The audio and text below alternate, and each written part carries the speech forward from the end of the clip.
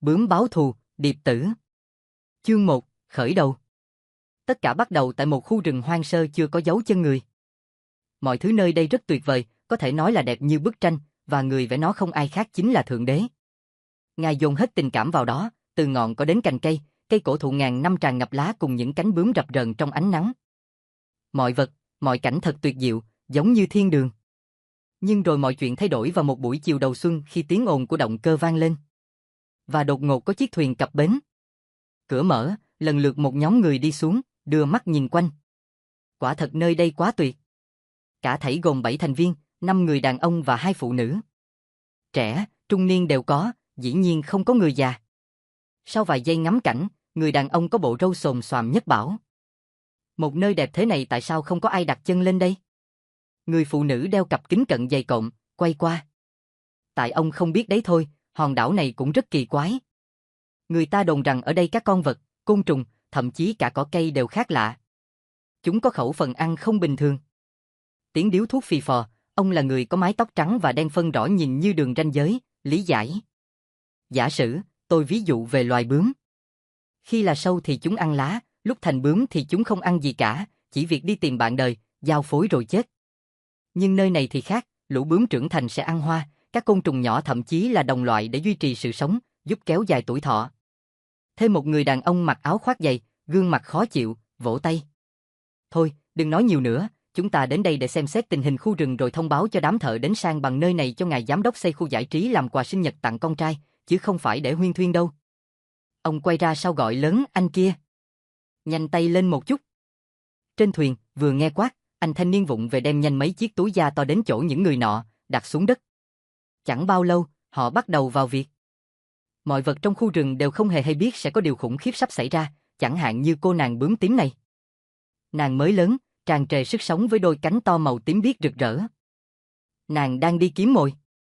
Và kia, một bông hoa màu xanh ngắt mới nở, bữa ăn chiều tuyệt vời. Khi nàng vừa đáp lên, hoa khẽ rung rinh cùng lúc một giọng nói cất vang. Ai đang đậu thế? Ta, nàng bướm tím xinh đẹp. Xin chào, tôi là chú bé Hoa. Tôi mới nở, mà bạn cần gì? Ta hả, dĩ nhiên ta muốn ăn ngươi. Bụng ta réo ầm ĩ rồi. Đừng, xin đừng ăn tôi. Khó khăn lắm tôi mới nở ra được thế này. Bướm tím khoanh tay, vẻ như chẳng mấy động lòng. Mới nở hả? Vậy thì được rồi. Ngươi đã nở ra, đã hấp thụ ánh nắng mặt trời, ngửi hương gió rồi nghe những giọt sương thì thầm bên tai, như vậy là quá đủ cho kiếp hoa vô vị. Đừng nói nhiều, hãy yên đó để ta ăn. Làm ơn đừng ăn tôi còn muốn mình sống lâu hơn nữa. Mặc cho cậu bé Hoa nức nở van xin, nàng bướm tím vẫn tàn nhẫn nuốt trọn bông hoa mới nở ấy vào bụng. Khi đã đánh chén no nê, nàng quyết định bay về nhà. Về đến nơi, nàng thật sự kinh hoàng khi trong những con bướm tím trong gia đình đều bị giết hết. Chẳng kịp hiểu chuyện gì thì thình lình có tấm lưới tóm gọn lấy nàng. Bất ngờ, gương mặt một người phụ nữ có làn da mật, nhìn bướm với vẻ thích thú. Xem này vẫn còn con bướm, làm gì với nó đây? Thì ra đây là con người. Nàng bướm tím nghĩ vậy. Bây giờ nàng thấy sợ hãi, phải tìm cách thoát khỏi đây. Loay hoay trong tấm lưới mấy phút, nàng vô cùng sửng sốt bởi hình ảnh những con bướm được ép khô, đặt trong lồng kính, đập vào mắt. Có tiếng xì xầm ở gần, nàng bướm tím xoay qua, thấy một người đàn ông nói gì đấy với người phụ nữ đeo cặp kính dày bên cạnh. Bà ta lấy từ túi áo khoác, thứ hộp hình vuông, chật lưỡi. Không có quẹt ga thì dùng quẹt diêm. Xoẹt. Lửa xuất hiện trên thanh que nhỏ. Bà ta buông tay, thanh que nhanh chóng rớt xuống đống rơm được xếp gọn bên dưới và bốc cháy. Nàng bướm tím hét lên. Đừng. Làm ơn. Đừng đốt gia đình tôi. Nhưng con người làm sao nghe được lời bướm chứ? Ngọn lửa bốc cao, cháy phừng phực, chỉ vài giây sau đã lan nhanh thiêu trụi hốc cây, nơi tổ ấm của nàng. Không dừng ở đó, lửa điên cuồng tiếp tục tàn phá mọi thứ xung quanh. Bướm tím kinh hãi quá, nàng khóc. Bỗng, có bàn tay thò vào túm lấy bướm. Nàng vùng vẫy, kêu la. Bỏ tôi ra. Đừng mà. Người đàn ông có bộ râu xồm xoàm khi nãy, nhìn chăm chú. Đôi cánh đẹp quá, nhưng không thấy rõ các đường nét trên đó. Chàng thanh niên có chiếc cằm lởm chởm râu, mới cười nhạt. Có gì là khó, đưa đây, tôi có cách để các vị nhìn rõ hơn. Dứt lời, anh ta vớ lấy chiếc búa cùng 4 cây đinh sắt rỉ. Bướm tím không biết đấy là gì. Anh ta chụp lấy nàng từ tay người phụ nữ đeo kính, vứt bỏ điếu thuốc trên miệng, rồi dùng tay ép nàng lên thân cây. Xong anh ta xoay sang bên cạnh, ra dấu cho chàng thanh niên vụng về khi nãy. Mày giữ cố định giúp tao con bướm. Nhanh lên. Lề mề quá. Chàng trai tội nghiệp nhanh chóng đến gần, đưa tay giữ lấy bướm. Còn anh chàng nọ, lấy đinh ghim lên đôi cánh rực rỡ, tiếp dùng búa đóng mạnh. Đau quá. Tôi đau quá. Nàng bướm la hét dữ dội, máu rỉ ra, từng dòng chảy dài thấm vào thân cây xù xì. 4 cây đinh đã giữ cố định nàng. 10 mấy con mắt mở to trừng trừng, quan sát sự tuyệt diệu của đôi cánh rộng. Nếu hình ảnh ấy được phóng to lên sẽ không còn đẹp nữa mà trở thành khung cảnh ghê rợn, trông như cảnh chúa bị đóng đinh trên cây thập giá, bởi máu đang chảy loang ra. Nàng bướm tím đáng thương kiệt sức do cơn đau khủng khiếp, nhưng vẫn đưa mắt nhìn những con người kia với đôi mắt yếu ớt. 7 tên quái vật. Người đàn ông mặc áo khoác dày bỗng dưng la lối. Coi chán rồi đốt quách đi. Chúng ta cần đi xem khu rừng này trước khi trời tối. Họ tản dần ra, chẳng còn ai nữa. Nàng bướm tím đưa mắt về phía xa, khung cảnh nhòe đi, mờ dần. Mặt trời đã xuống núi, màu cam vàng của buổi hoàng hôn sáng rực là hình ảnh cuối cùng đọng lại trong cái nhìn của bướm tím trước khi ngọn lửa kịp thiêu cháy nàng thành tro. Nhưng lòng nàng dâng lên một điều gì đó rất ghê gớm lẫn mãnh liệt. Bướm tím nghe văng vẳng bên tai tiếng chim hót. Nàng mở mắt, chậm rãi ngồi dậy, trước mặt là căn phòng gỗ nhỏ, xung quanh ngập tràn ánh sáng mờ nhạt như nắng chiều sắp tàn.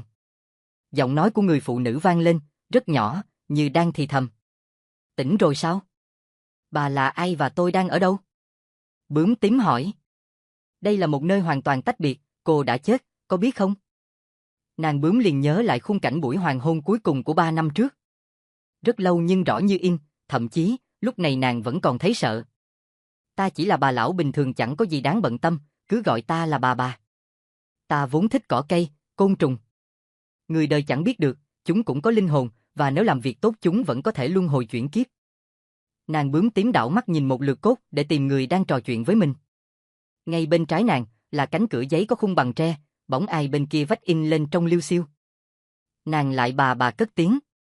Đáng thương cho bướm tím, chết trong đau đớn tận cùng. Ta đưa hồn cô về đây để giúp cô thực hiện mong ước của bản thân. Hãy bước ra ngoài rồi cô sẽ thấy. Bướm tím nghe theo lời, đứng lên, bước nhẹ nhàng đến cửa. Bên ngoài có dãy hành lang gỗ để ngồi ngắm nhìn khung cảnh xung quanh. Nơi đây thật đẹp, một vườn hoa với đủ loại đang khoe sắc, những cánh bướm rập rờn hoặc con ốc sên bò chậm chạp. Hòa vào không gian tĩnh lặng là tiếng róc rách của dòng suối tươi mát trải mình thật thông thả. Nổi bật nhất là cây cổ thụ to soi bóng dưới làn nước xanh. Cảnh vật đều được phủ lên màu ráng chiều của hoàng hôn.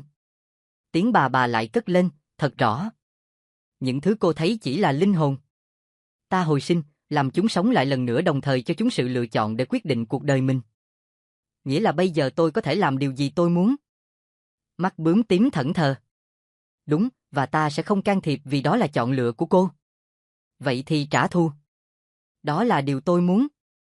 Bướm tím dõng dạc. Tùy cô. Ta không khuyên nhủ cũng không cổ vũ. Vì đơn giản, mọi việc làm trên thế gian đều có nhân quả báo ứng. Điều duy nhất ta có thể làm là khi nào cô đơn, cần người tâm sự, cô cứ về đây tìm ta. Nhưng giờ đây tôi chỉ là linh hồn, tôi cần có hình dạng riêng của mình. Đúng, trong hình hài con người. Nàng nghĩ ngợi. Vậy chỉ còn cách, cô hãy tìm xác ai đó, nhập vào họ, nếu cần thiết, nên thay đổi gương mặt để đỡ rắc rối. Bà ra ý kiến, cô có thấy cánh cửa gỗ bên cạnh giường tre không? Chỉ cần mở ra và bước qua, cô sẽ đến thế giới của loài người. Đi đi. Bướm tím đến gần cánh cửa, tay đẩy nhẹ. Thật bất ngờ, phía bên kia vách gỗ là con đường nhỏ, vắng người, đầy bóng tối. Nhích từng bước, nàng đi hết con đường. Bên ngoài, ánh sáng chói gắt, cảnh người qua lại nhộn nhịp không ngớt. Họ cười nói rôm rả. Những tòa nhà cao tầng vuông vức như chiếc hộp chật chội khiến nàng bướm muốn ngợp thở. Đứng lặng chốc lát, bướm tím lại bước đi. Dù người tất tả ngược xuôi nhưng chẳng ai nhìn thấy nàng. Được một đoạn, bướm tím dừng lại, khẽ nhìn qua phía bên kia đường. Hình ảnh cô gái xinh đẹp trong bộ váy hồng đang giận dỗi ai đấy qua điện thoại. Cô cúp máy, khóc rồi chạy băng qua đường. Trong khoảnh khắc ngủi, sự sống và cái chết cách nhau vài giây. Rầm. Chiếc taxi vô tình hoặc cố ý đã đụng trúng cô gái ấy. Máu phun trào, nhuộm đỏ. Sự việc diễn ra quá nhanh chóng, ai cũng đứng ngớ mặt, còn thủ phạm thì lập tức phóng xe bỏ chạy. Những người đi đường tụ tập lại, không biết để cứu người xấu số hay vì tò mò về sự việc lại diễn ra trên đường phố. Vài giây sau cảnh sát ập đến, mọi thứ xung quanh vẫn nhốn nháo. Tiếng còi hú vang, cùng lúc chiếc xe cứu thương chạy đến, cô gái được đưa lên. Dưới đất có vũng máu to tướng nhưng rồi cũng sẽ biến mất, chỉ để lại vết chàm. Trong xe cứu thương, các nhân viên y tế đang lo lắng cho tính mạng nạn nhân. Nàng bướm tím đứng nhìn cô gái trong cơn nguy kịch bằng ánh mắt vô hồn, chẳng chút thương xót. Chỉ đang chờ đợi. Cánh tay mất hết sức lực rớt xuống, cô gái đã không qua khỏi. Liệu cô có thấy mình ra đi quá sớm? Biết đâu, cô đang vui mừng vì thoát khỏi kiếp người đầy khổ đau. Như chỉ chờ có thế, bướm tím liền nhập hồn vào cơ thể còn ấm ấy. Người nhân viên y tế ngỡ ngàng bởi cái mở mắt đột ngột của người chết. Không chỉ mình anh, những người trên xe cũng vô cùng bàng hoàng. Người tài xế như quẫn trí, lạc tay lái, khiến xe đâm sầm vào cái cây ven đường. Một tiếng nổ lớn vang lên. Những người đi đường giật mình quay lại, ngọn lửa lớn bốc cháy thiêu trụi chiếc xe. Và rồi từ bóng lửa điên cuồng, tất cả bỗng thấy bóng dáng cô gái trong bộ váy hồng, trên trán và dòng máu vẫn còn chảy, bước ra. Ánh mắt vô hồn, cô cứ đi, mặc kệ tiếng la hét xung quanh. Tại ngôi nhà gỗ của bà, bướm tím đang soi mình trong gương. Làn da mịn màng như đứa trẻ, gương mặt trẻ đẹp thanh thoát. Đúng là một thể xác tuyệt hảo. Tự dưng, nàng khẽ cất giọng, "Lê cần thay đổi một chút." Nàng bướm đưa tay lên che đôi mắt đen tròn lấp lánh của cô gái. Vài giây sau bàn tay hạ xuống, phản chiếu trong tấm gương là một đôi mắt màu cam vàng, màu của buổi hoàng hôn đẫm máu. Bướm tím đứng dậy ra bờ suối, tắm. Rồi bộ áo váy màu tím với những đường trang trí hình cánh bướm, dài qua đầu gối, khoác lên người nàng. Mái tóc đen được hất tung ra phía sau trải dài. Nàng nghe bà hỏi, "Cô chuẩn bị xong rồi ư?" Liền chậm rãi đáp. "Phải, từ nay bà hãy gọi tôi là Điệp Tử. Tôi sẽ trở về Dương Trần để đòi lại món nợ mà loài người gây ra với tôi." Dứt lời, Điệp Tử quay gót. Từ đó, cuộc báo thù của Điệp Tử bắt đầu. Nó trở thành cơn ác mộng chẳng ai mong muốn.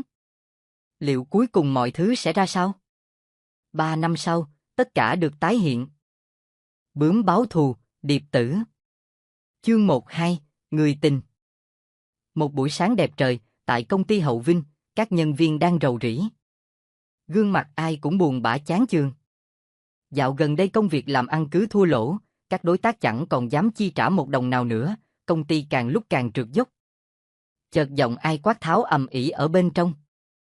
Cô nhân viên trẻ liếc mắt rồi quay sang bạn đồng nghiệp bên cạnh, nói khẽ: "Ông giám đốc lại cãi nhau với mụ vợ, lần nào cũng thế, oải. Đã biết chồng chẳng thể làm ra tiền nữa mà bà ta cứ vòi vĩnh ăn chơi, mua sắm." Ngay cạnh bàn làm việc, anh chàng thật nổi bật với chiếc cà vạt đỏ, gấp sổ sách lại, giọng thì thầm: "Mấy bà chưa biết chuyện sao, bà giám đốc hình như phát hiện ra chồng mình ngoại tình." "Thú vị lắm." "Thú vị gì thế?" Giọng một phụ nữ vang lên, khó chịu. Tất cả các nhân viên quay lại, đó người phụ nữ ngoài 30, có mái tóc đen cột cao, đôi môi đỏ, cái nhìn sắc sảo, trông ra dáng quý bà với bộ áo vest đen cùng chiếc váy ngắn bó sát, ẩn sau những sợi tóc dài là đôi mắt màu cam vàng, màu của hoàng hôn. Thu, thư ký của giám đốc. Người này ai nhìn cũng phải nể. Những người nọ lật đật đứng dậy chào, Thu cất tiếng đầy nghiêm nghị. Công ty đang lúc gặp khó khăn, đã không lo nghĩ cách thì thôi còn ngồi đây nói chuyện tầm phào trong giờ làm việc. Các cô cậu muốn bị đuổi lắm đúng không?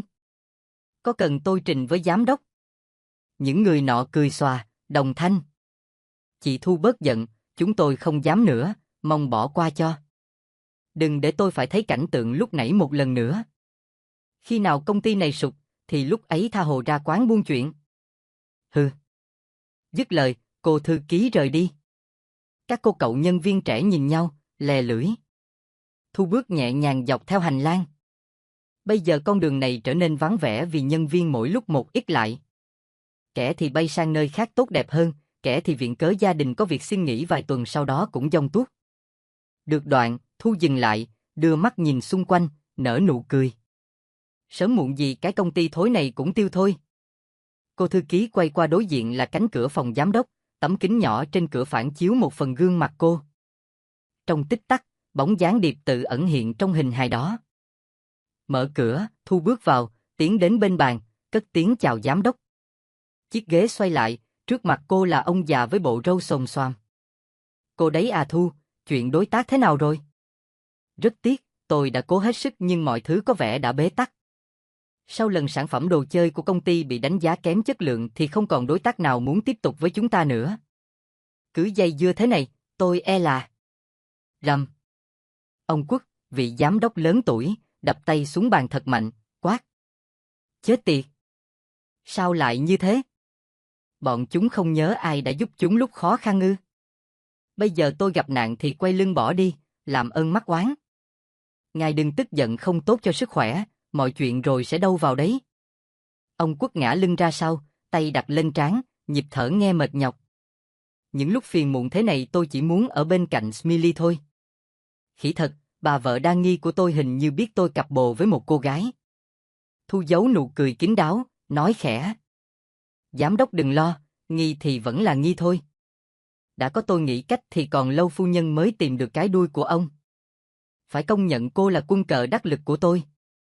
Ông Quốc khoái trá, cười khà tối, tôi sẽ đến chỗ Smiley, việc còn lại cô lo được đúng không? Thu gật đầu. Ông giám đốc vuốt bộ râu, đủng đỉnh rời khỏi phòng với kế hoạch vui chơi thú vị đêm nay. Còn lại một mình, cô thư ký trẻ đưa tay vuốt nhẹ thành ghế xoay, buông câu. Quân cờ còn có công dụng riêng đấy, thưa giám đốc. Đêm buông dần, trên con đường vắng, tiếng cười nói rôm rã vang vang. Đó là ông Quốc cùng cô người tình 20 tuổi, Smiley. Ai cũng chắc chắn, cô ả đến với ông báo, xấu xí là vì tiền. Chân dài là như thế thôi. Cũng có thể, Smiley đang chuẩn bị chơi một cú cuối cùng, vét sạch tiền ông già rồi biến mất. Bởi, tai tiếng của công ty Hậu Vinh đã khiến đại gia Quốc sắp tàn đời. Họ rủ nhau vào khách sạn.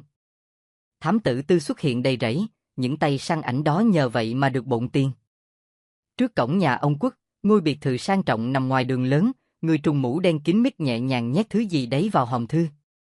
Tiếng rì rầm khe khẽ. Sắp hình tư tình này đủ để bà ta lên cơn rồi. Mấy tấm còn lại cho cánh nhà báo tha hồ moi tin, đời tư của giới thượng lưu lúc nào cũng là miếng mồi ngon cho họ.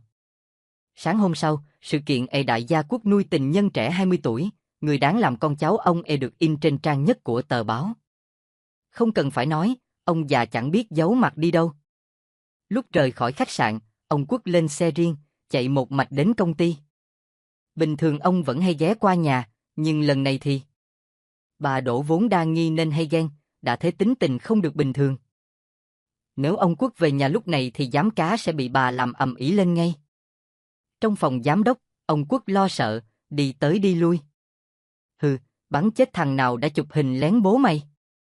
Nhưng ai đã sai bọn thám tử Tư làm chuyện đó? Thu lên tiếng, cố tỏ ra ngạc nhiên.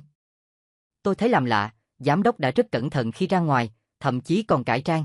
Về phần tôi thì không hề hé răng với bất cứ ai vậy mà chả hiểu bọn reporter làm sao chụp lén được. Chẳng lẽ là mụ vợ? Ông Quốc tháo lỏng cà vạt cho dễ thở.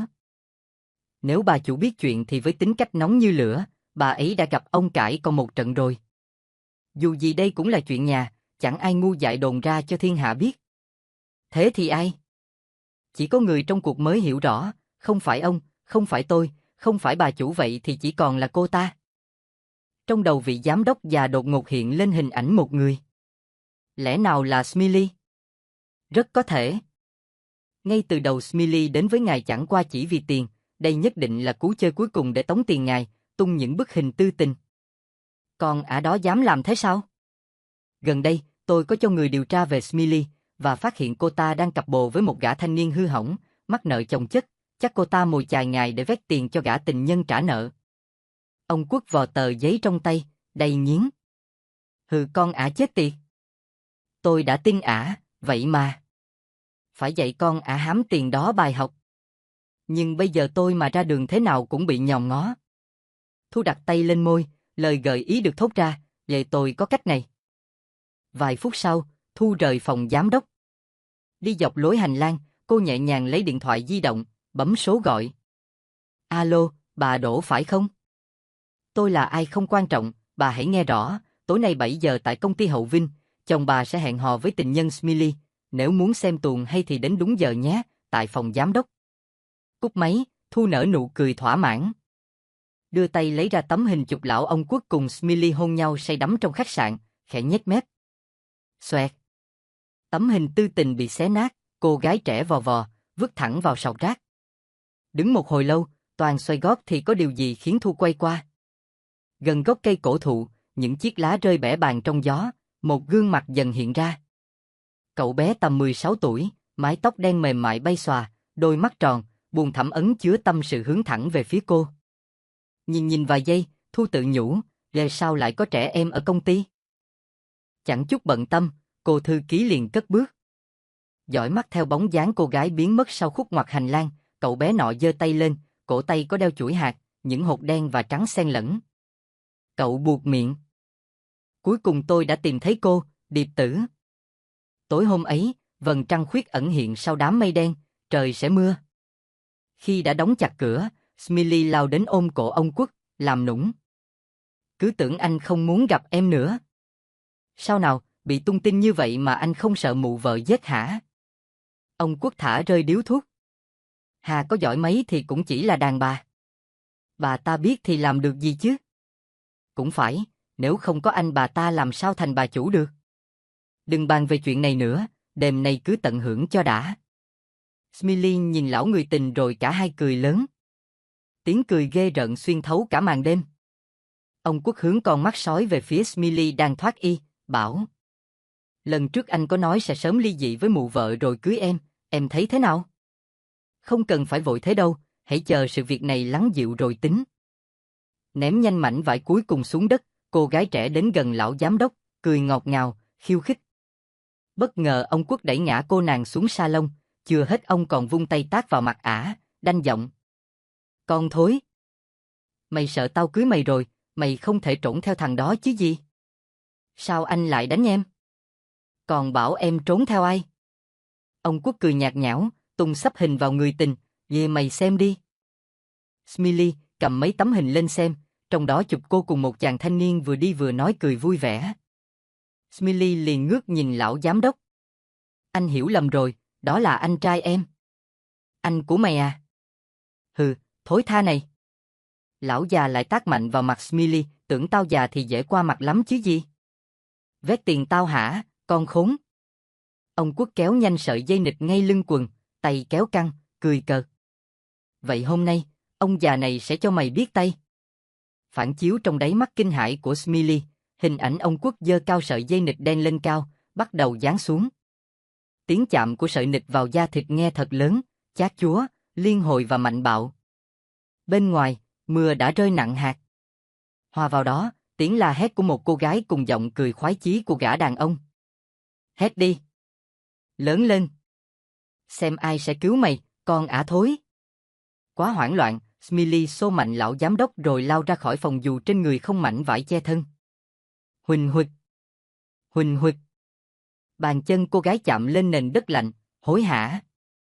Càng chạy, đường càng tối, không biết đâu là lối thoát. Chợt, Smiley vấp té, chân bị trặc chẳng thể đứng dậy nổi. Từ từ trong màn đen, khuôn mặt ông Quốc hiện ra, thật gớm ghiếc. Cô gái trẻ đáng thương lập tức khóc lóc, van xin. Làm ơn tha cho tôi. Không nói lời nào, lão già cứ tiến đến gần trông như bóng ma.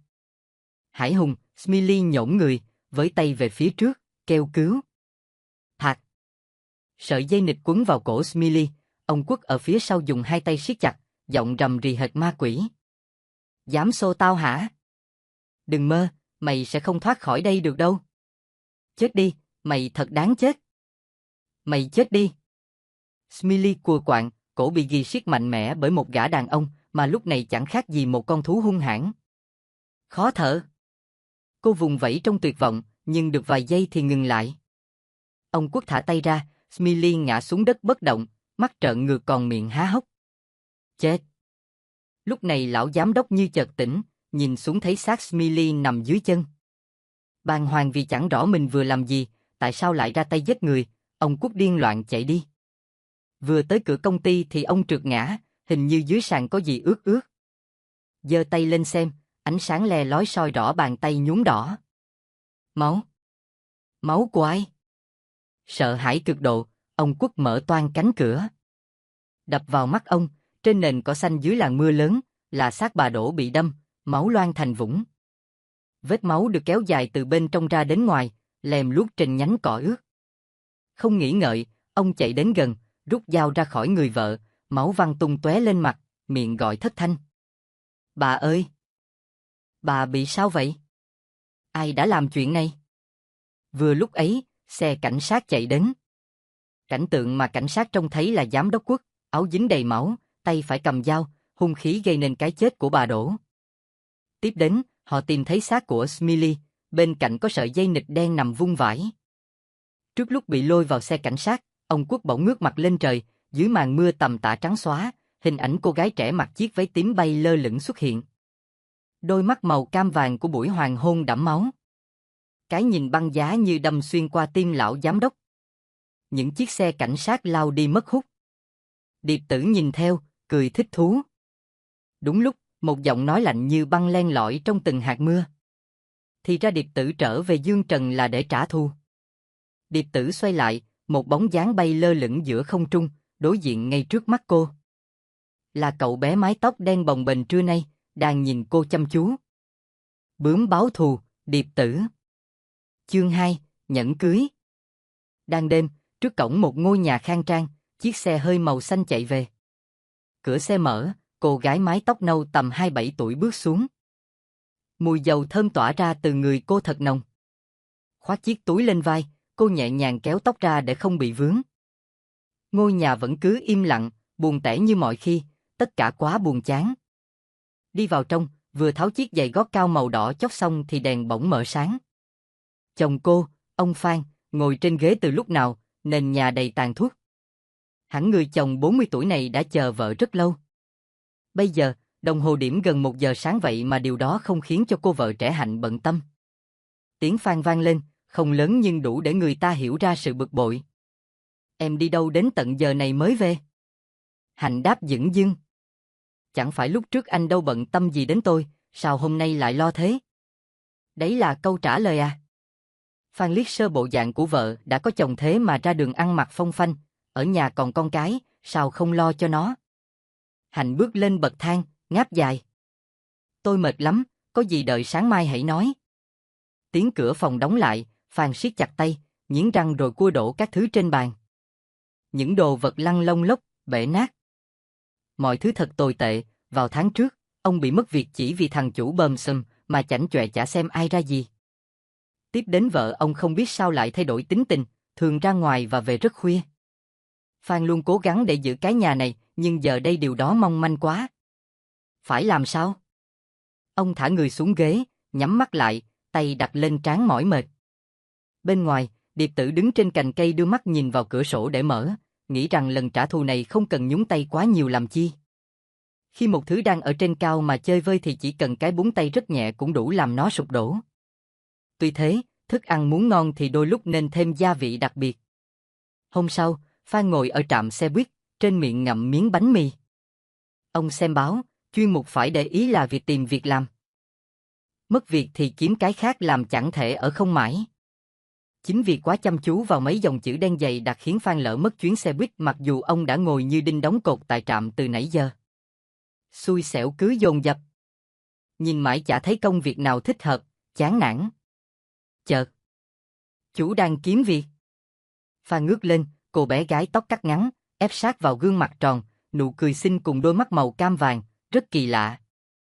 Phan chưa kịp trả lời, nó đã tiếp. Cháu là Hà, làm việc cho tiệm cà phê ở cuối phố, nơi đó hiện cần người đàn ông khỏe mạnh để giao và vận chuyển hàng, chú thấy thế nào? Vậy thì tốt quá, chú học thức không cao nên cũng khó kiếm việc. Nếu được làm cho tiệm quả là may mắn. Phan gấp đôi tờ báo lại, đi nhanh theo cô bé. Tiệm cà phê rất khang trang, dù ở cuối phố nhưng cũng đủ để người ta chú ý bởi bảng hiệu quá nổi bật. Tấm cửa kính được lau chùi sạch sẽ, sáng choang mở ra, Phan và Hà cùng bước vào. Đến quầy phục vụ, Hà bảo. Chú chờ một lát, cháu vào gọi gì, vì cháu là chủ tiệm. Phan gật nhẹ. Vài giây sau, Hà mất hút sau tấm rèm ngay cạnh lối ra. Lúc này người đàn ông trung niên mới đưa mắt nhìn bao quát quán cà phê. Bàn ghế bày biện trật tự, có nhiều vật dụng bắt mắt, tiếng nhạc sập sình, du dương, nền nhà với kiểu gạch bóng càng khiến cho quán thêm mát mẻ. Khách ra vào nhiều, vẻ như công việc làm ăn rất tốt. Đột nhiên, có điều gì khiến Phan dán mắt về phía góc bên trái quán.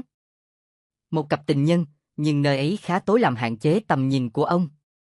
Đúng lúc cửa quán mở, ánh nắng từ ngoài soi và mở toang vùng tối trước mắt đủ để ông thấy. Mái tóc dài màu nâu có thắt nơ bướm. Gương mặt quen, rất quen thuộc. Vợ ông, Hạnh. Còn người đàn ông ngồi đối diện chính là Sơn, người bạn thân thiết. Họ đang nói cười rất vui vẻ. Cái nhìn của Phan bất động, cảm tưởng đầu óc trống rỗng, khổ họng thì khô rang khi Sơn đưa tay vuốt nhẹ mặt Hạnh rồi cả hai hôn nhau thắm thiết. Phan đứng chết trân, mọi thứ chung quanh chao đảo xoay vần. Lúc ấy, ông ước mình có thể đến đó đấm vào mặt gã bạn thân tồi tệ và quay qua nắm tay vợ kéo về. Nhưng dường như, một bàn tay vô hình đã giữ chặt hai chân người chồng đáng thương kia. Để rồi ông lập tức cắm đầu chạy ra khỏi quán. Hà xuất hiện sau tấm cửa kính ở ngoài quán, dương mắt dõi theo bóng dáng của người chồng bị vợ phản bội. Bỗng, cô bé xoay lưng lại nhìn, cậu bé lần trước lại xuất hiện từ lúc nào, ánh mắt vẫn hướng về cô. Hà tức khắc biến hình trở lại thành điệp tử, cùng giọng nói khó chịu. Cậu hãy thôi cái trò đi theo tôi đi, Diên Vĩ. Thế giới không phải của riêng cô, con đường này cũng vậy, vì thế tôi thích đi đâu là quyền của tôi. Tôi cũng có việc của mình. Điệp tử kéo nhẹ chiếc váy tím, buông câu nhạt nhẽo. Đừng có rình mò xem tôi trả thù người khác, hãy về chỗ của bà và lo cho đám hoa vô tri của cậu. Dứt lời, nàng bỏ đi mất dạng. Diên Vĩ liền nhìn sang đám cỏ dại bên đường. Hoa cũng có linh hồn đấy. Buổi trưa, Hạnh vừa về nhà thì Phan từ trong bếp chạy ra cùng nụ cười thật tươi. Em về rồi hả, chắc đi làm vất vả lắm, rửa tay rồi cùng anh dùng cơm. Cô vợ trẻ ngạc nhiên trước thái độ kỳ lạ của chồng, dù vậy cũng chẳng bận tâm. Suốt bữa trưa, Phan cùng cô con gái 7 tuổi cứ nói chuyện huyên thuyên. Kế bên, Hạnh vẫn bỏ mặt, không đối hoài, vẻ như trong lòng người vợ này đã chẳng còn tình cảm gì với gia đình, nhất là với chồng. Tuy thế Phan nhất quyết không bỏ cuộc, ông tự nhủ phải thay đổi vì hạnh phúc gia đình đang dần vụt khỏi tay. Thời gian sau đó, Phan chiều chuộng vợ hết mực, không quát tháo như trước nữa. Tiếp đến, Phan cũng kiếm được việc làm, là khuân vác hàng cho một công ty. Công việc nặng nề thật, bù lại ông có nhiều thời gian ở nhà hơn trước. Phan tạo mọi điều kiện để Hạnh cảm thấy thoải mái, để cô hiểu rằng chẳng có người đàn ông nào tốt hơn chồng mình. Quả nhiên, sau hơn vài tuần Hạnh có vẻ đã trở lại với trước kia, ít đi làm khuya, không còn bộ mặt cau có hoặc mặc những bộ quần áo quá lố so với một phụ nữ có chồng. Phan rất vui, còn tự nhủ thật sáng suốt khi lần đó, ở tiệm cà phê ông đã không làm lớn chuyện, cứ bình tĩnh giải quyết vấn đề sẽ tốt hơn. Tất cả cứ ngỡ đã trở về như trước đây, giống vết nứt của tấm gương dần lành lại vậy mà lần nữa đổ vỡ. Chiều hôm ấy, Phan về nhà sớm vì ông chủ có việc đột xuất. Trên đường đi, Phan cứ mãi chăm chú đọc một quyển gồm các câu chuyện trinh thám kinh dị bất ngờ. Đặc biệt, ông thích nhất là câu chuyện người đàn ông phát hiện vợ mình ngoại tình với bạn thân, sau đó ra tay trả thù họ. Xem xong, ông chật lưỡi. Lẽ ra ông ta nên để cho vợ sửa đổi, giống mình và Hạnh đây, cuối cùng, mọi thứ cũng đâu vào đó. Mà cách ông ta trả thù vợ và bạn thân thật độc đáo thế nhưng vợ ông ta còn đáng gờm hơn nữa, ha ha. Bước vào nhà với tâm trạng vui vẻ, Phan ném nhẹ cuốn sách cũ lên ghế sofa. Rồi ông ngạc nhiên khi thấy trên bàn, tàn thuốc rơi vãi. Đã có vị khách nào đến nhà ư? Là ai? Tìm ông hay tìm Hạnh? Có âm thanh khẽ khàng vang lên, rất nhỏ. Thứ tiếng nghe rất lạ, khác thường, không phải tiếng trò chuyện, cũng không phải tiếng học bài của con gái. Cái quái gì nhỉ? Hay nhà có trộm? Hít sâu một hơi, Phan nín thở bước chậm chạp lên lầu. Kinh ngạc lẫn khó hiểu khi ông phát hiện cái âm thanh quái đản ấy phát ra từ chính phòng ngủ của mình. Chưa hết, lúc đến gần, người đàn ông này nghe rõ tiếng rên rỉ của một người phụ nữ, chất giọng khá quen. Cửa phòng ngủ mở hé, điều đó càng làm Phan tò mò hơn. Không suy nghĩ nhiều, ông nhanh chóng nhìn vào trong. Đôi mắt người chồng mở to sững sờ khi trông cảnh Hạnh cùng Sơn ân ái với nhau ngay trên giường. Máu chảy ngược dồn dập, sự uất ức dâng cao khiến lòng ngực ông muốn vỡ tung. Ngày mới cưới, Hạnh rất thích chiếc giường màu trắng của chồng mua tặng. Bây giờ cũng là nó, nhưng người nằm trên ấy với cô vợ trẻ không phải là ông. Lặng đi vài giây, chẳng hề xông vào, chẳng gây ra bất kỳ âm thanh nào cả, Phan cứ thế lẳng lặng rời khỏi nhà. Bàn chân chạy hối hả trên đường vắng, Phan không rõ mình đang đi đâu. Tại sao, ông đã cố cứu lấy cái gia đình này vậy mà chẳng còn hy vọng gì nữa? Phan dừng lại trên chiếc cầu, thở hổn hển mệt nhọc, những giọt mồ hôi chảy xuống mắt, cay xè. Rồi tự dưng ông thấy bóng mình dưới làn nước xanh bên dưới. Gì chứ, vợ và bạn thân lén lút quen nhau, đã thế còn trời ơi, mới kinh tởm làm sao? Phan gục đầu, toàn thân cứng đơ lẫn rã rời. Mấy phút câm lặng bước qua mau, người đàn ông trung niên từ từ ngẩng mặt lên, đưa mắt nhìn sang bàn tay trái, nơi ngón tay đeo nhẫn. Keng. Âm thanh trong tiềm thức hư vô vang lên, mụ mị. Hình ảnh nhẫn cưới nằm trơ trọi bên xác người cháy đen. Đó là cách trả thù. Hàng loạt các hình ảnh tưởng tượng từ câu chuyện trinh thám người chồng ra tay trả thù vợ bất chợt hiện diện. Rõ ràng, độc đáo, tinh vi. Phan cười nhạt nhẽo, đưa tay tháo chiếc nhẫn ra, nắm chặt. Tiếp theo người chồng ấy quay gót, trong đầu xuất hiện một âm mưu đã tính toán. Phía trên cao, điệp tử bay lơ lửng, thổi nhẹ những cánh hoa tàn lụi trong tay. Về đi và hãy trả thù vợ.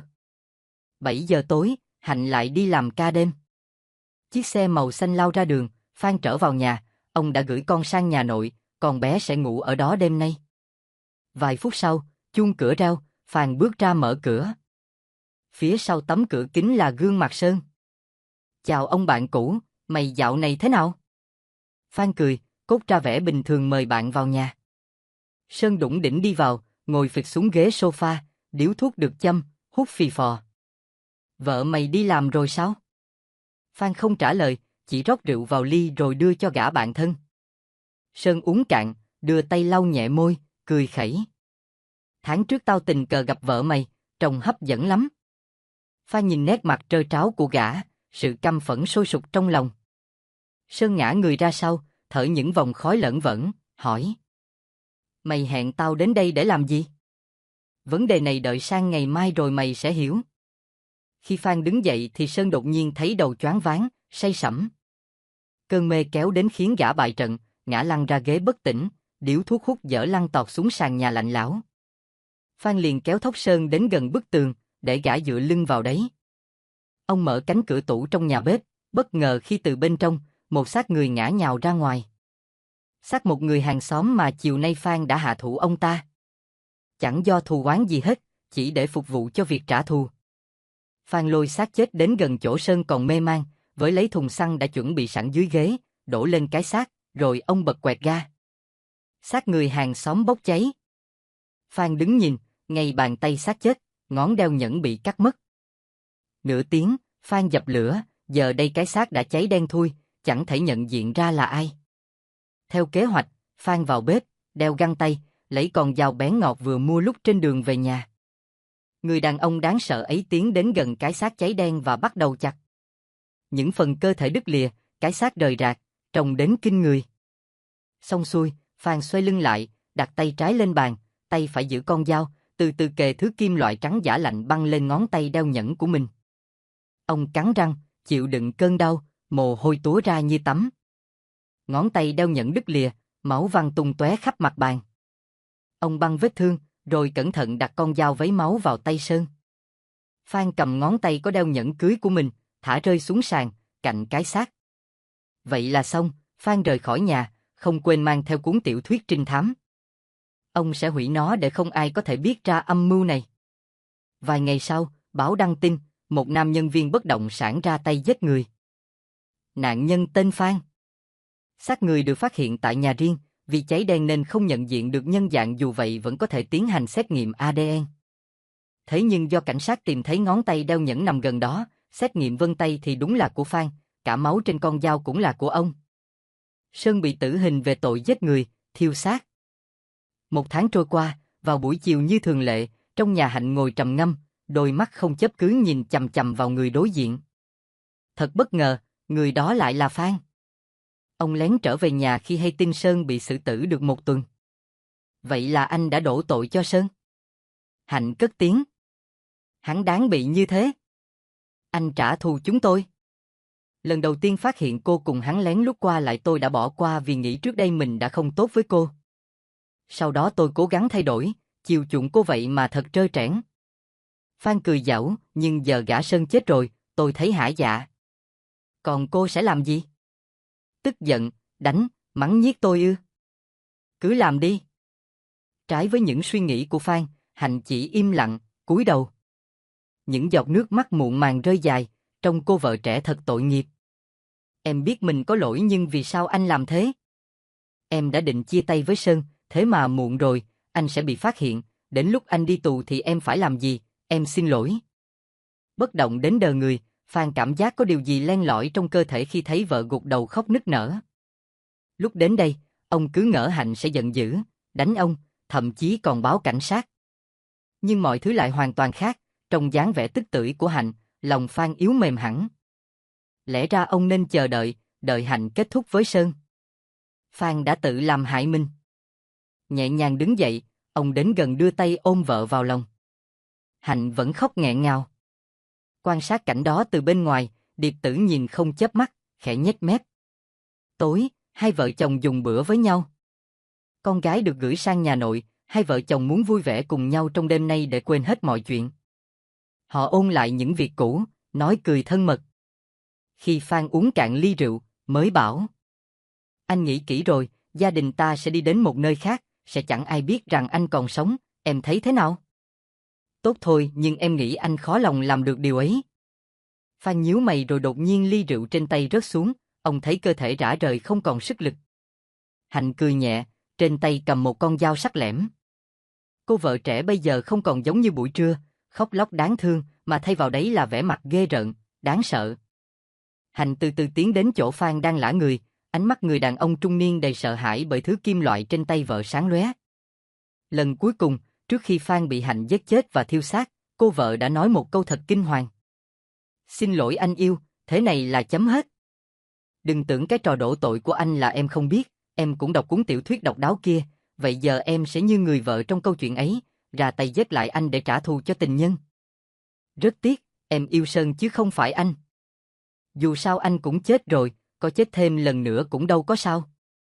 Yên tâm, em sẽ thiêu xác anh, em sẽ giúp Sơn trả mối hận này, anh yêu ạ. Dứt câu, Hạnh tàn nhẫn dùng dao rạch từng nhát lên người Phan. Thuốc trong rượu khiến ông không thể la lớn. Đêm đó, trong cơn đau xé da xé thịt, ở bên ngoài tấm cửa kính, Phan vẫn nhìn thấy Điệp Tử. Nàng xuất hiện lơ lửng giữa không trung như cánh bướm bị treo dưới ánh trăng. Màu cam vàng của đôi mắt ánh lên rồi dịu dần, cuối cùng là tắt hẳn nhưng nụ cười của nàng vẫn còn ẩn hiện. Coi chán rồi đốt quách đi, chúng ta cần đi xem khu rừng này trước khi trời tối. Đó là câu nói của Phan 3 năm trước trong khu rừng xưa. Bướm báo thù, Điệp Tử. Chương 3, bà nội. Em ơi đi đâu có một mình thế, có cần bọn anh giải sầu không? Tên con trai buông lời tán tỉnh Điệp Tử. Đó là đám du côn, mọi rợ trên phố. Đêm, Điệp Tử lang thang dạo bước ngắm cảnh vật về khuya.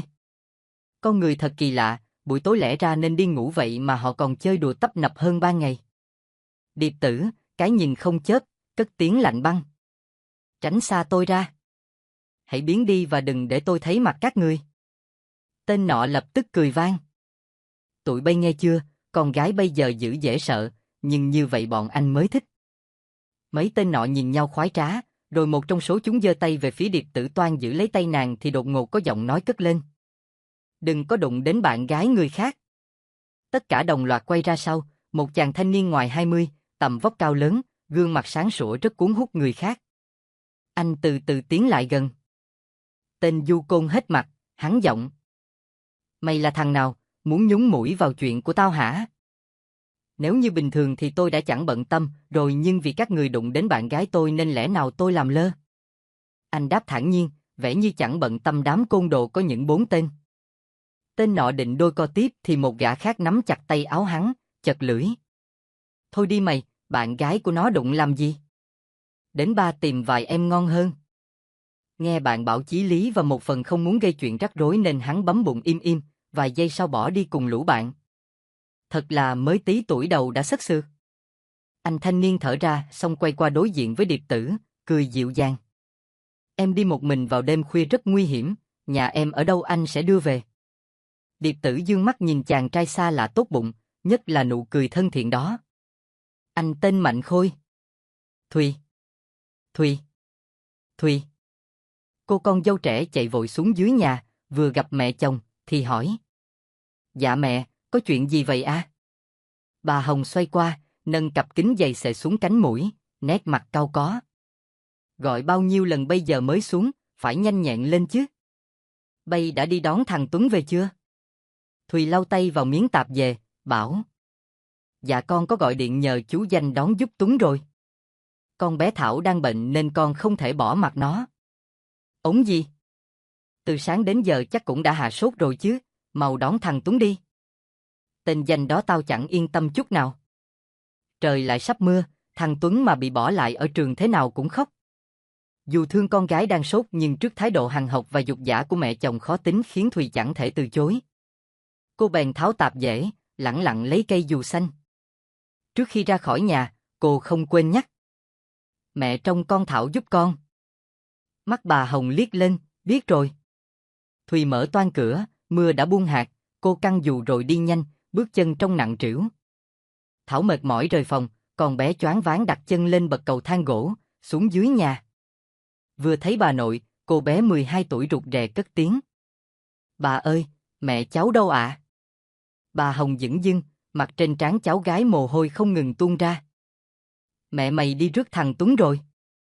Em mày mới 7 tuổi, còn mày đã 12, lớn thế phải tự biết lo chứ. Nhưng cháu đang sốt, cháu rất mệt. Mệt thì đi chết đi. Bà Hồng bực mình, gắt to, ở cái nhà này ai mà không mệt mỏi. Ba mày mất sớm, để lại bà già đây suốt ngày thấy mặt hai mẹ con mày nhăn nhó cũng phát bực. May là có thằng Tuấn, nếu không chắc tao chết vì buồn chán. Thảo lặng thinh, lầm lũi vào trong bếp. Có bát cháo để sẵn trên bàn, có lẽ là Thùy đã làm, cô biết thế nào con gái cũng đói. Cửa phòng đóng lại, Thảo đặt bát cháo nguội lên chiếc bàn nhỏ, tay cầm muỗng, bắt đầu ăn. Kỳ lạ thật, không hề có khói hay tiêu cây gì thế mà nước mắt con bé cứ mãi trào ra. Bà nội lúc nào cũng vậy, chỉ thương mỗi nhóc Tuấn. Thảo vừa dùng xong cháo, tức thì cửa bật tung, bóng dáng nhỏ bé nhảy tới. Chị ơi, nhóc Tuấn của chị về rồi nè.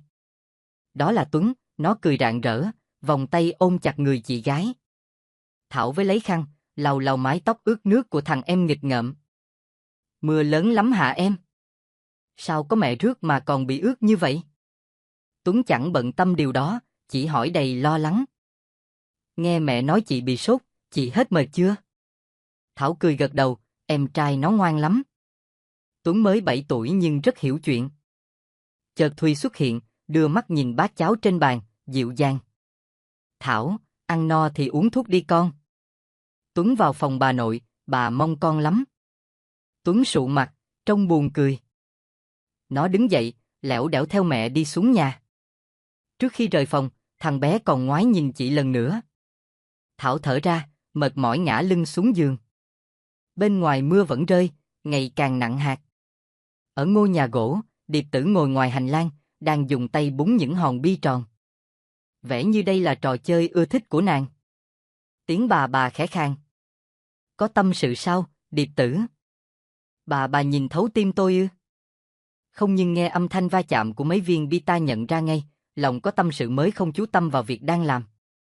Tôi đã quen được một người bạn, Điệp Tử ngưng lại, tự dưng suýt xoa, cũng không có gì, chỉ là một người bạn. Nếu người đó tốt thì nên như vậy, ta cũng chỉ mong cô vui vẻ thôi. Giọng bà bất chợt trầm hẳn. Điệp Tử thoáng gật đầu, mắt cứ nhìn về phía đám hoa đủ màu sắc bên bờ suối, lẫn trong đấy có bóng dáng Diên Vĩ ngồi lom khom làm việc gì chẳng rõ. Đang đắp đất cho một cây non sắp héo thì có tiếng bước chân vang lên, Diên Vĩ liền ngước mặt nhìn. Tìm tôi có chuyện gì sao? Điệp Tử khoanh tay, đảo mắt khắp một lượt khu vườn nhỏ xinh xắn. Không, chỉ để xem cậu đang làm trò gì ngoài này. Tẻ nhạt thật, suốt ngày cậu không đụng đến thứ gì khác ngoài hoa cỏ ư? Diên Vĩ nâng nhẹ một cành hoa, nói dửng dưng. Tôi thấy trả thù mới tẻ nhạt, hay ho gì cái trò đi hại người khác. Tôi và cô, mỗi người có công việc riêng, đừng đánh giá việc làm của người khác. Điệp Tử vuốt mái tóc dài, từng sợi mỏng manh bay xòa trong gió nhẹ. Xem ra cậu không thích tôi. Tốt thôi, thế thì đừng có bám theo tôi nữa. Diên Vĩ không nói lời nào chỉ cúi xuống đẩy nhẹ bàn chân Điệp Tử ra, nói rõ. Cô sẽ giẫm chết nó đấy. Điệp Tử nhìn xuống thấy 2, 3 cây hoa dại bên dưới, chúng bị nàng vô tình đạp phải, cong ngoằn, nằm bẹp. Vô vị, Điệp Tử quay lưng bỏ đi. Diên Vĩ dõi mắt theo bóng nàng bướm tím, rồi nhìn sợi dây chuỗi hạt trên tay mình. Bữa tối đạm bạc chỉ có 2 đĩa thịt luộc, đĩa rau và tô canh nóng. Bà Hồng gắp thức ăn cho Tuấn, dỗ ngọt. Cháu bà ăn nhiều chóng lớn rồi học cho giỏi vào, bà thương nhóc Tuấn nhất. Tuấn tròn xoe mắt, lắc lắc đầu. Chị Thảo đang bệnh nên chị ấy phải ăn nhiều, bà đừng thương mỗi cháu, bà cũng thương chị với. Bà Hồng có vẻ bực mình nhưng vẫn giữ nụ cười. Bà sẽ thương chị Thảo nữa. Bà nhìn qua cháu gái đang cúi đầu ăn cháo, nói như quát, sao không lấy thêm thức ăn, muốn tao gấp cho hả? Bệnh nên khó ăn thịt, mẹ đừng nóng giận. Thảo à, ráng ăn một chút con nhé. Nghe mẹ khuyên, Thảo gật nhẹ, đầu vẫn cúi thấp. Tuấn, đôi mắt không chớp, cũng hiểu một điều gì đó qua cách đối xử của bà đối với mẹ và chị. Ngoài kia, mưa vẫn không ngớt, Điệp Tử ngồi trên nhánh cây, chiếc dù tím căng rộng che hết người nàng. Điệp Tử nhìn đăm đăm bữa ăn tối của gia đình ấy. Hôm sau, Tuấn được bà Hồng dẫn đến công viên gần nhà chơi. Bà trông cháu một lúc rồi qua bên kia đường mua ít đồ. Thằng bé chơi bóng, chợt quả bóng cao su lăn đi xa, liền đuổi theo. Bóng dừng dưới chân một người đó cầm lên. Bóng của em phải không?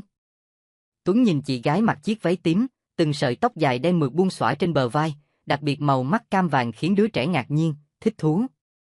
Điệp Tử cười, xoa đầu cậu nhóc nhỏ. Trả bóng cho em, nhớ giữ cẩn thận. Tuấn đón lấy trái bóng, lễ phép. Dạ cảm ơn chị cùng chơi với em nhé. Hai chị em tung qua tung lại quả bóng trên không trung. Tự dưng Điệp Tử hỏi. Có phải em tên Tuấn, ở cùng bà nội, mẹ và chị Thảo? Sao chị biết? Thỉnh thoảng chị đi ngang qua nhà em nên biết chút ít. Tuấn ngoan lắm chắc rất được mọi người yêu thương phải không nè? Bà nội, mẹ cả chị Thảo yêu em nhất nhưng chị Thảo thì không được như vậy. Bà nội hình như ghét chị ấy.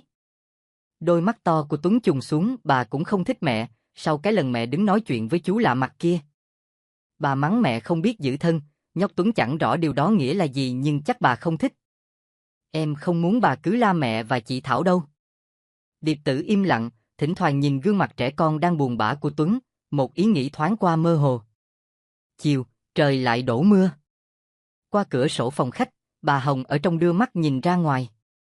Những làn nước làm nhòe đi tầm nhìn ấy vậy mà bà vẫn thấy được Thùy đứng ngoài cổng cầm dù, nói chuyện với người đàn ông hôm trước.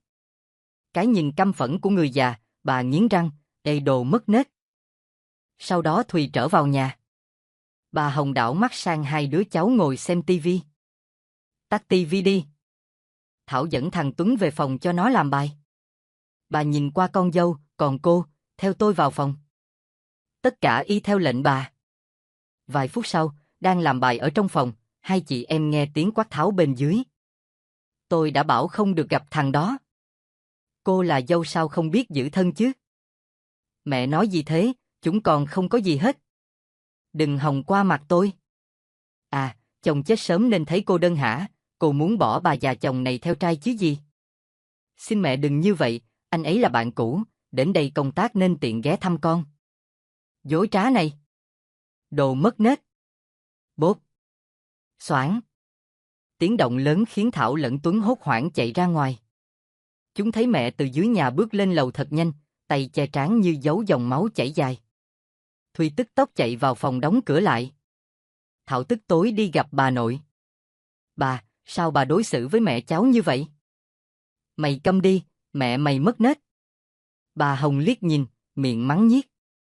Bà thật độc ác. Thảo thét to. Bốp. Bà Hồng vung tay tát vào mặt cháu gái. Thảo ngã nhào ra đất. Tuấn lập tức đến gần đỡ lấy chị. Bà Hồng nạt nộ đầy giận dữ. Đừng có chọc tức tao. Dứt lời bà vào phòng đóng sập cửa. Còn lại hai đứa trẻ, Tuấn thúc thích. Chị đau lắm không? Thảo cúi gằm mặt, hai bàn tay nắm chặt lại. Qua hôm sau, bà Hồng suýt lên cơn đau tim khi tình cờ phát hiện chiếc quần lót của một người đàn ông nằm dưới chân giường trong phòng ngủ của Thùy. Bà mẹ chồng như phát điên, hộc tốc lao ra khỏi phòng con dâu. Trên những tán cây sum xuê, Điệp Tử ngồi khoanh tay, nở nụ cười thỏa mãn. Bà Hồng Túng lấy tóc Thùy lôi ra phòng ngủ, một cuộc cãi vã diễn ra. Khi đó hai chị em Thảo đi học về, vừa vào nhà chúng đã nghe tiếng la mắng từ trên lầu. Biết ngay là có chuyện, Thảo dặn em trai. Em vào phòng trước học bài, chị sẽ vào cản bà nội.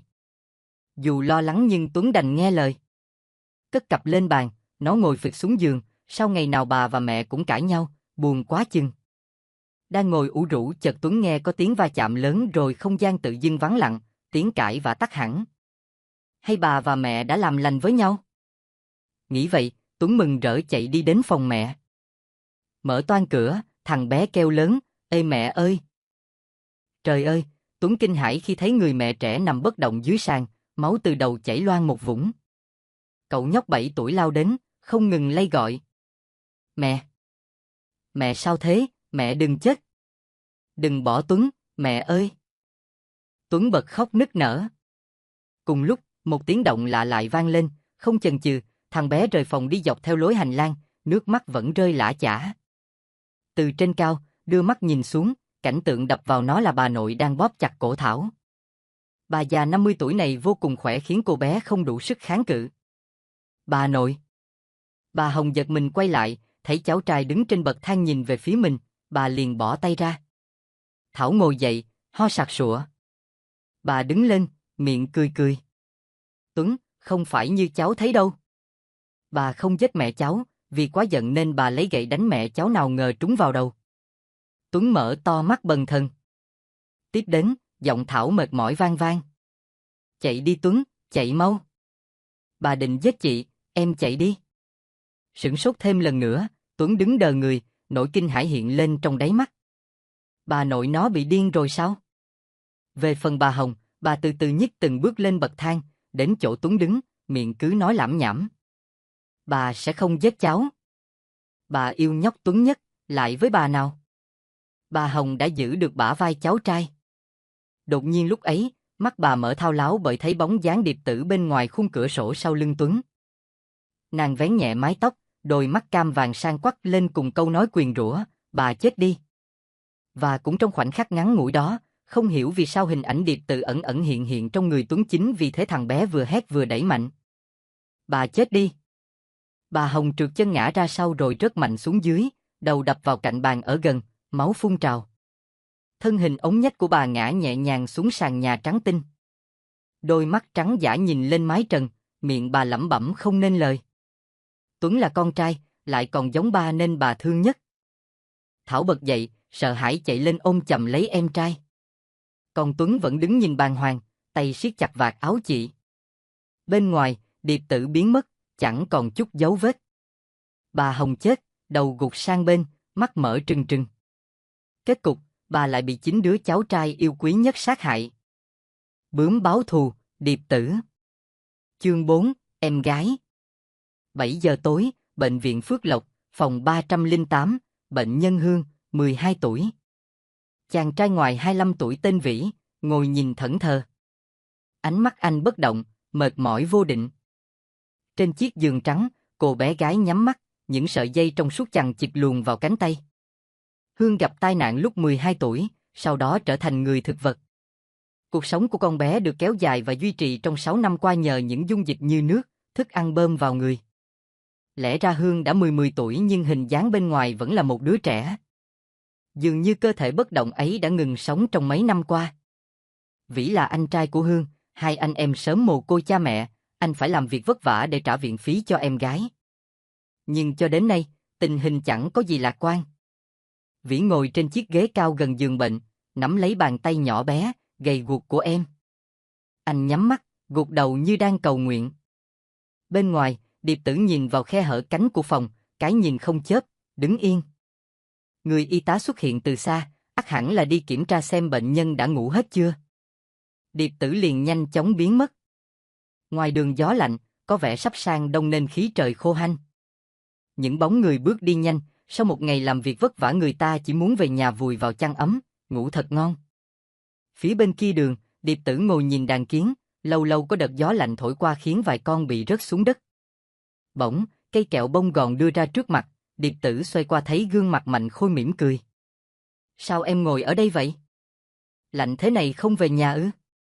Điệp Tử lắc đầu, đưa tay đón lấy cây kẹo. Miệng mút, kẹo mềm tan vào lưỡi, thật ngọt. Mạnh Khôi ngồi xuống bên cạnh, không nói gì, chỉ cùng cô gái nhìn đàn kiến. Anh có gia đình chứ? Vài giây sau, Điệp Tử bỗng hỏi nhỏ. Có, ba mẹ và hai em gái. Có người thân vào những lúc thế này thật là tuyệt. Em chỉ có một mình, chẳng còn ai thân thuộc nữa. Thế ba mẹ em đâu? Điệp Tử không chút ngần ngại, đáp ngắn gọn. Chết hết rồi. Khôi à, nếu ai đó ra tay giết hại cả nhà anh thì anh sẽ làm gì? Mạnh Khôi xoay xoay thanh kẹo, trả lời nhanh. Dĩ nhiên phải trả thù. Ai cũng có thứ quý giá riêng của mình, chẳng ai có quyền phá hoại của người khác. Điệp Tử chẳng phản ứng gì qua câu nói ấy, chỉ con người lại bởi cái giá lạnh của đêm đông. Thấy vậy, Mạnh Khôi cởi áo khoác rồi nhẹ nhàng khoác lên người nàng. Anh giữ hai bàn tay Điệp Tử, xoa xoa như tạo hơi ấm, miệng suýt xoa. Thôi đừng nghĩ ngợi nhiều nữa, thế này là hạnh phúc rồi Điệp Tử. Điệp Tử mỉm cười gật nhẹ, mặt lòng vẫn nặng trĩu cảm xúc chẳng rõ. Gió thổi từng cơn, hòa lẫn trong không gian của đêm tối là hàng ngàn những hạt bụi trắng li ti giống hệt bông tuyết, phải chăng vì vậy mà Điệp Tử thấy lạnh lẽo. Phía xa xa, ẩn trong làng bụi mờ, Diên Vĩ đứng lặng lẽ bên chiếc đèn đường, mắt nhìn về phía Điệp Tử và Mạnh Khôi trò chuyện cùng nhau. Bỗng chốc, cậu thở ra. Sáng sớm, tia nắng đầu tiên len vào cửa sổ hắt nhẹ lên gương mặt Vĩ làm anh choàng tỉnh. Đêm qua mãi đến gần sáng anh mới chợp mắt. Đồng hồ đúng 8 giờ, Vĩ hướng mắt nhìn lên Hương, con bé vẫn vậy, vẫn nằm đó, im lìm. Dẫu biết là mong manh nhưng cứ hy vọng. Vĩ đứng dậy, phải làm vệ sinh cá nhân, ăn chút bánh mì để còn đi làm. Đúng lúc cửa mở, cô y tá trẻ bước vào, Vĩ cúi người chào. Y tá Hồ vẻ như chẳng bận tâm đến hành động thân thiện đó. Sau khi đặt sắp tài liệu lên bàn, y tá Hồ nhìn Vĩ bằng đôi mắt màu cam vàng. Tôi sẽ kiểm tra lại vài thứ cần thiết trước khi tiêm thuốc cho bé. Lát nữa tôi đi làm, phiền cô chăm sóc giúp Hương, nếu có gì cô hãy gọi cho tôi. Được rồi, anh yên tâm. Đứng chần chừ vài giây, Vĩ rời phòng. Y tá Hồ dõi mắt theo cho đến khi cửa phòng đóng lại. Khẽ khàng, cô hướng mắt sang Hương, đấy là một đứa trẻ có gương mặt dễ thương, đáng yêu. Chậm chạp đến gần chiếc máy ở gần giường, y tá Hồ giơ tay lên ngay chỗ có cái nút đỏ, chỉ cần nhấn nút thì sự sống của cô bé tội nghiệp này sẽ kết thúc ngay lập tức vì nó cung cấp oxy. Đừng trách tôi, đó là lỗi của anh trai cô bé. Nhưng không hiểu sao, y tá Hồ dừng lại, dường như có điều gì ngăn bàn tay tử thần kia. Cô y tá trẻ cứ nhìn chằm chằm ngón tay mình, đầu óc thì trống rỗng. Bỗng. Hồ, cô xong chưa? Y tá Hồ giật mình quay ra sau, một nữ y tá khác đang dương mắt về phía cô. Xong rồi, đến lượt cô đấy. Nói xong, y tá Hồ cầm xấp tài liệu, ra khỏi phòng bệnh thật nhanh. Mặt đường phố nhộn nhịp, Điệp Tử vẫn bước đi lặng lẽ. Thỉnh thoảng, nàng nhớ về sự việc khi nãy rồi tự hỏi tại sao mình không nỡ ra tay. Có ai đang đi theo, Điệp Tử thở ra, chẳng cần nhìn cũng biết là Diên Vĩ. Bám theo tôi từ sáng đến giờ cậu không mệt à? Tiếp theo giọng Diên Vĩ đều đều. Lúc nãy cô làm tốt lắm, hành động lưỡng lự chứng tỏ cô còn tình người. Nói nhảm. Buông hai từ cộc lốc xong Điệp Tử lại bước tiếp, vừa đi chậm rãi nàng vừa nghĩ. Lẽ ra cuộc báo thù này vẫn sẽ như lần trước vậy mà. Đột nhiên, ý nghĩ trong đầu Điệp Tử bị gián đoạn bởi tiếng ai quát tháo ở xa. Anh kia làm nhanh lên chứ, lề mề quá. Điệp Tử ngước nhìn theo hướng chỉ tay của người đàn ông la lối nọ, thì thấy Vĩ đang quằn lưng vác những bao tải nặng trịch. Dòng cảm xúc bị cắt ngang vừa rồi lại tiếp tục xuất hiện trong đầu nàng. Cuộc báo thù này vốn dĩ nên giống mấy lần trước thế nhưng chỉ sau lần nói chuyện vào ngày hôm ấy đã khiến các dự định tan biến. Đã có lần Vĩ từng tâm sự với y tá Hồ, nhiều lúc buồn chán anh thường trò chuyện với cô y tá vẫn luôn chăm sóc cho em gái. Cô biết không, vì để có tiền cứu chữa cho Hương, tôi đã làm rất nhiều việc, trong đó là một lần tôi cùng đoàn người đến khai hoang khu rừng chưa có dấu chân người cách đây 3 năm. Ngồi bên cạnh, y tá Hồ lặng thinh làm ra vẻ đang lắng nghe lời kể lể của chàng trai trẻ. Giọng Vĩ thấp dần, mái đầu hơi cúi. Tôi cùng họ giết hại tất cả sinh vật sống tại đó. Và tôi nhớ nhất là lúc giết con bướm tím cuối cùng. Tôi không bao giờ quên cảnh tượng nó bị ghim trên thân cây. Những ngày sau, lúc nào tôi cũng bị ám ảnh, không tài nào ngủ được. Thật sự thì y tá Hồ hoàn toàn bất ngờ trước lời thú nhận của Vĩ. Đến tận bây giờ anh vẫn vậy sao? Vĩ gác tay lên trán, nhịp thở đứt quãng. Phải, cứ mỗi lần nhắm mắt là hình ảnh ấy lại lởn vởn, nhiều lúc nghĩ rằng nếu Hương không tỉnh lại nữa thì cũng có thể đó là quả báo cho tôi. Y tá Hồ lặng người trên ghế, chàng trai này, hiện ngồi trước mặt cô đang hối hận sao? Ít giây sau, cô cất tiếng. Giả sử bây giờ được gặp lại con bướm đó thì anh sẽ làm gì? Vĩ im lặng chốc lát rồi từ tốn đáp, tôi sẽ xin lỗi chúng. Điệp Tử đứng trên cỏ xanh, gió thổi nhẹ những cánh hoa tàn úa bay lẫn vào mớ tóc đen trải dài. Nàng bướm hướng mắt về cuối chân trời, nơi nhuốm màu hoàng hôn. Đôi lúc lời xin lỗi đã muộn màng. Ở ngôi nhà gỗ, viên kẹo tròn từ miệng Diên Vĩ rớt ra, lăn dài xuống nền đất ướt. Cậu ngồi trên hành lang dẫn lối ra vườn hoa, đôi chân đung đưa. Lại rơi nữa rồi. Vừa lúc, giọng bà vang lên. Thế nào Diên Vĩ, thế giới con người vui chứ? Cũng khá thú vị, cháu đã làm rất nhiều việc tốt nhưng vẫn chưa thể rời khỏi đây. Vì Điệp Tử à? Sứ mệnh vẫn chưa hoàn thành, xem ra sẽ lâu, bà cho cháu ở lại một thời gian nhé. Diên Vĩ xoay xoay chuỗi hạt nơi cổ tay. Tất nhiên, ta luôn hoan nghênh cháu. Nhưng Diên Vĩ, cháu không can thiệp vào những việc làm của Điệp Tử đấy chứ? Diên Vĩ thở hắt, ngã người ra phía sau đồng thời nhìn lên trời cao. Quy luật đã định rồi, cháu làm sao nhúng tay vào được? Chính thế nên cô ấy càng lúc càng lạc lối. Không biết Điệp Tử rồi sẽ ra sao? Chỉ còn cách hy vọng một ngày nào đó, Điệp Tử sẽ hiểu ra rằng, trả thù không phải là điều tất yếu, tự lòng cô ấy nhận ra thì mới tốt được. Dứt câu, Diên Vĩ lại tung viên kẹo khác lên không trung. Màn đêm dần buông, Diên Vĩ dạo bước trên phố. Đến chỗ trạm xe buýt, cậu dừng chân, ngồi xuống chờ, đảo mắt nhìn dòng người qua lại thưa thớt. Người đàn ông hút dở điếu thuốc vứt bừa xuống đất, bỏ đi. Lửa vẫn âm ỉ, chưa tàn. Diên Vĩ đến gần cúi người nhặt lấy, thổi nhẹ. Chiếc lon bia lăn đến chân Diên Vĩ, tên thanh niên cứ thế mà đi dù vừa xả rác. Thùng rác ở rất gần, chỉ vài bước chân là có thể bỏ rác vào thùng dễ dàng, vậy mà cũng không làm nổi. Bốp. Tên xả rác lúc nãy ôm đầu, mặt nhăn nhó quay phát lại, thấy lon bia vừa nãy nằm vất vưởng dưới chân mình. Thằng nào ném đó? Cách đấy không xa, bóng dáng Diên Vĩ bỏ đi, miệng bảo, đáng đời. Tên thanh niên lớ ngớ vì chẳng còn ai xung quanh, hắn lầm bầm rồi cũng rời đi nốt. Rất nhanh, lon bia lăn lóc dưới đất biến mất. Ngước nhìn bệnh viện Phước Lộc, Diên Vĩ không biết Điệp Tử có trong đó không, và định làm gì với Hương. Bất lực, cậu chẳng thể ngăn cản nàng bướm tím. Bỗng, Diên Vĩ tròn xoe mắt khi thấy Điệp Tử chạy hớt hải vào bệnh viện. Trong phòng 308, bác sĩ nhìn Vĩ, lắc đầu thông cảm. Xin lỗi, chúng tôi đã cố gắng hết sức, Hương chết rồi. Vĩ nắm áo bác sĩ, vẻ kích động như không tin vào điều kinh khủng đó. Không, không phải thế. Sáng nay Hương còn sống kia mà. Tại sao? Tại sao bây giờ lại chết? Rất tiếc vì lúc nãy Hương có một cơn co giật mạnh khiến tim ngưng hoạt động, não cũng chết vì vậy hết đường cứu chữa, thành thật xin lỗi anh. Vĩ sững sờ, chết trân. Anh từ từ nhích từng bước đến gần giường bệnh, run rẩy nắm lấy bàn tay lạnh ngắt của em gái. Cô y tá kéo khăn trắng che qua đầu cô bé 12 tuổi. Toàn thân Vĩ run bần bật, cảm giác đau đớn trong lòng ngực muốn vỡ trào. Anh khóc nức nở, tức tưởi. Hình dáng vị bác sĩ, các cô y tá khuất dần vào màn đêm dãy hành lang tối om. Còn lại một mình, Vĩ chỉ biết đứng đó, những dòng lệ cứ chảy dài. Kết thúc. Hương cuối cùng cũng ra đi bỏ lại anh đơn độc giữa thế gian. Bất chợt, có điều gì khiến người anh trai tội nghiệp này xoay qua bên phải. Ẩn hiện từ cái nhìn bất động ngỡ ngàng của anh là hình ảnh cô gái trẻ mặc bộ váy tím với hoa văn hình cánh bướm, những sợi tóc đen đổi màu do ánh đèn điện mờ mờ từ bên ngoài hắt vào. Lạ thay, Điệp Tử không cười, không hề có nụ cười thỏa mãn như những lần trước, chỉ là một gương mặt buồn, màu mắt cam vàng như biết nói. Vậy thôi, Điệp Tử biến mất giống hệt ảo ảnh trắng xóa. Vĩ khuỵu chân, phải chăng anh đã biết đấy là linh hồn con bướm tím sau cùng 3 năm trước? Chỉ còn tiếng khóc thầm lặng cùng cái tên anh cứ gọi mãi, Hương. Điệp Tử rời khỏi bệnh viện. Diên Vĩ đứng trước cổng tự lúc nào.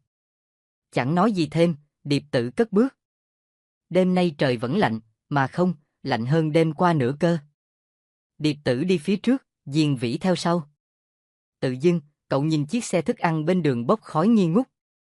Cậu chạy lên nắm tay Điệp Tử giữ lại, nàng ngạc nhiên. Chuyện gì nữa vậy?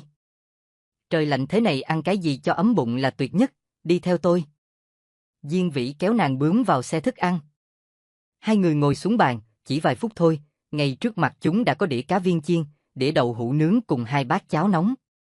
Diên Vĩ ghim cá viên vào thanh que nhỏ rồi đưa cho Điệp Tử.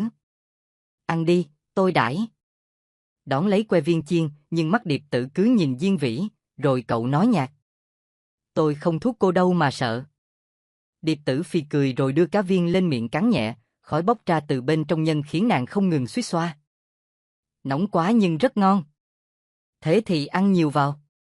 Bên ngoài, những hạt bụi trắng cứ bay xòa không ngớt nhưng mặc kệ, chỉ cần có lửa, một chút thôi cũng ấm lòng.